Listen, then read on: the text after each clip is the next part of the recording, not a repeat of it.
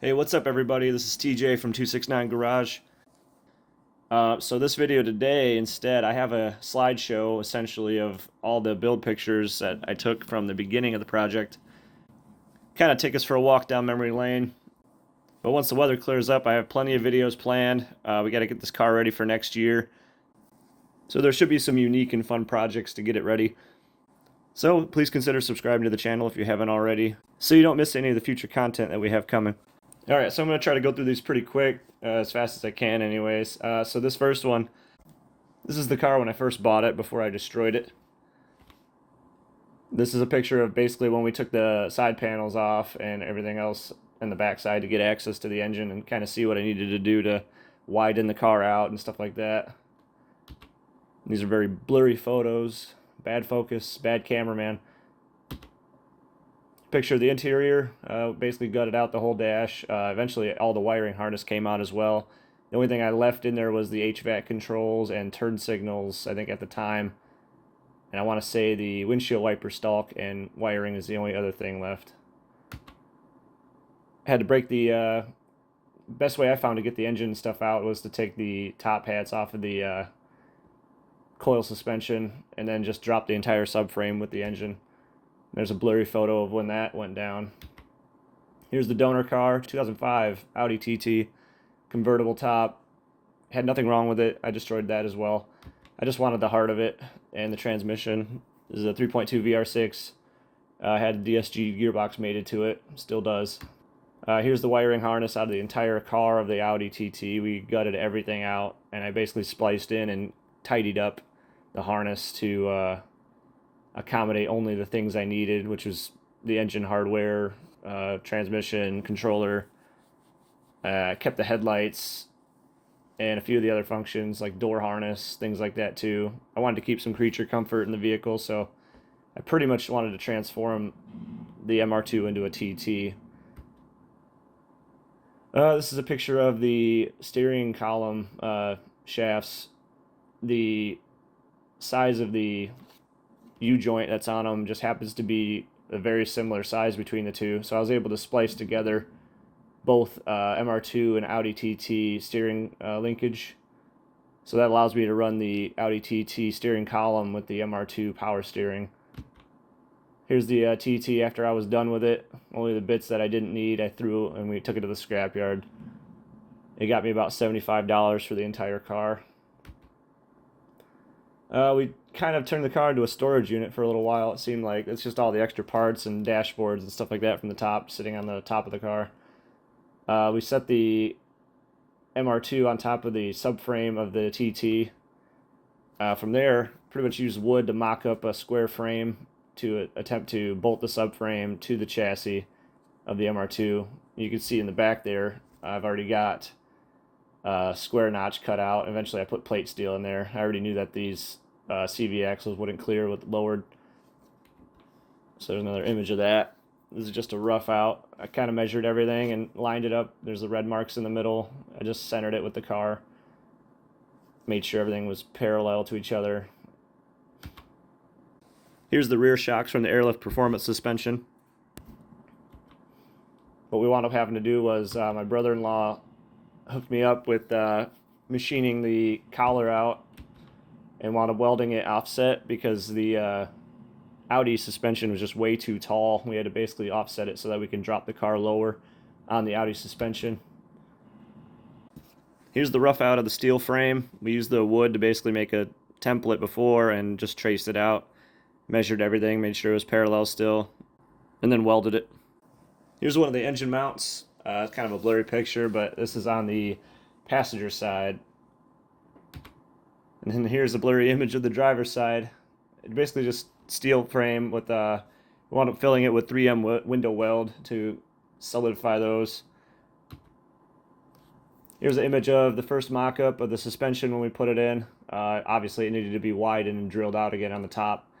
I wound up having to cut the strut tower out of the back side to make room for that strut assembly. And then there's a welded in patch for the completing it again. It's just widened out. Here's just a side shot of the engine just sitting in there. Wasn't mounted yet. To make this all work, we had to use a bump steer kit, which was kind of extreme, but it makes it so we can lower the car as much as we want and raise it, and it won't affect the camber or toe or anything like that. So it's kind of nice, but it's not ideal. And there's the inner tie rod mount. There's the front MR2 control arm modified to fit a Audi TT ball joint. I put a plate in there to kind of reinforce it. I wound up having to grind that down quite a bit later. There's the front suspension. That's from the other video I discussed having VW Rabbit front suspension. That top bolt up here is basically just the other mount. I have a plate underneath this as well to reinforce it. Here's down below. Wound up having a bump steer issue in the front as well. Right now it's just the stock Audi tie rod on there right now. I think I have a picture coming up. Yeah, we wound up recutting the knuckle itself and drilling out a 7-degree taper. And on the bottom side and top, milled it flat. So we were able to run on this case, it was a Ford Pinto. They sold a kit that just happened to fit everything that I needed. So we were running that ball joint for the bump steer kit.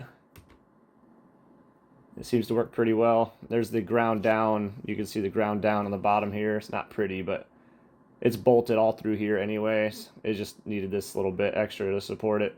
Eventually I want to get all new control arms made. That's on the list. My first attempt at running a radiator, we wound up trying to use the Audi radiator. I had to tilt it and make my own little brackets, which I hammered out, just some flat steel to hook them on. That was a mess and a nightmare, so wound up replacing that with a Mishimoto. Here's the car. Yeah, definitely had issues with keeping the garage clean at one point, and the car clean. There's the transmission shifter cable linkage. So running everything backwards, we had to make it so that we can mount the DSG gearbox shift lever and the cable in reverse. So that was the answer to the back. And then the front, we wound up using solid oak to make a mock-up for mounting the shifter into. And that's basically the bolt for the cable going backwards. So there's the DSG shifter mechanism pointing backwards and using the MR2's cable. And it just seemed to work, so we wound up leaving it. Headlight assembly, that's an Audi HID assembly inside of the MR2. I wound up actually painting the reflector housing black so it wasn't reflecting everywhere. And then here's a video of the car running as it just stuck the exhaust out ridiculously. Spray painted everything that could have rusted black. That's why all that paint's everywhere. I figured nobody would see that anyway, so it's just a quick walk around of the car. Nothing special.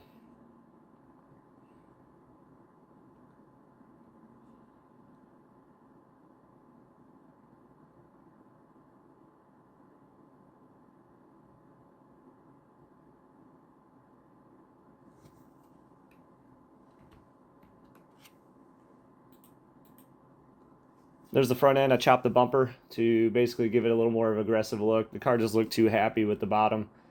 Obviously, part of the next parts of the build, I'm going to be doing a bottom splitter to kind of fix that, make it solidified a little bit more. This is the first iteration of putting flares on it. Since the car was extended, the wheelbase was extended 6 inches. It just looked kind of weird to me, so we definitely had some rework to do. But it was still fun. The car ran, drove. I was pretty happy with it. There's the HIDs on.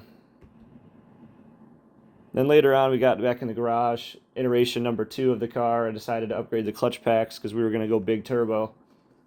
So these are just some Sidewinder Stage 2 clutches, which I wound up burning up not very long after. So now I'm running Datsun Performance clutches. There's the inside of a DSG gearbox. It's just a manual gearbox with 2 input shafts, 2 clutch packs. And I had this open to put a LSD in it, so I don't think I have pictures of that. Here is a turbo fisting, just to show the size comparison. Don't Google that. And while we had the HPA set up, we were painting the top of the engine green, just trying to get a little bit of color in there. There's the water-to-air intercooler. There's the front of the water-to-air intercooler. And another mess. shimming the transmission, making sure that the gearbox and the differential had enough shims in it. And that was the first attempt at deleting all-wheel drive. Just had a plate milled out to cover up the bevel box, took the bevel gear out, and the plate with the seal covered it up. Worked pretty nice for a while. And there's the turbo installed. We had to do rod bearings on the bottom end with the race grade ones. So this was the install of that. Just a picture of the underside of the VR6. There's the engine mount that I made. It had a hockey puck. Right here there's a hockey puck with holes in it, just to go through the passenger side engine mount. The 3M window weld with that didn't cure all the way, so it wound up being kind of sloppy after a while. So we just did something else with a much more solid mount. Here's the turbo setup, all good to go. Exhaust was put in, everything was pretty much ready to start at this point. And then this was after we wrapped it. First time wrapping a car, pretty interesting experience. I enjoyed it. Very rewarding. And there's another image of it. And that's pretty much the way the color is now on the car. That's one more image of the side. Now if you can see down here, part of my side skirter build, I don't enjoy the fact that this is still wide open. And then you can see here, follow the mouse, the rear flares to cover up that large gap.